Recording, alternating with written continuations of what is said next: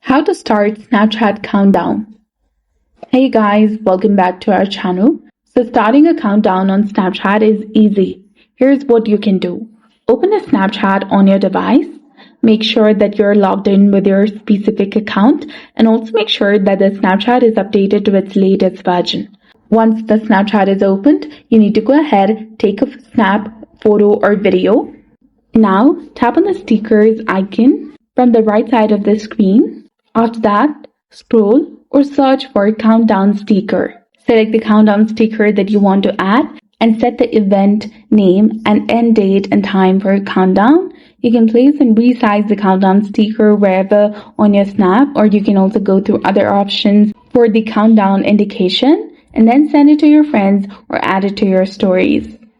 This way, your friends will be able to know about the countdown. So that's it for this video. I hope you found it helpful. If you did, please like, share, and subscribe. Thanks for watching.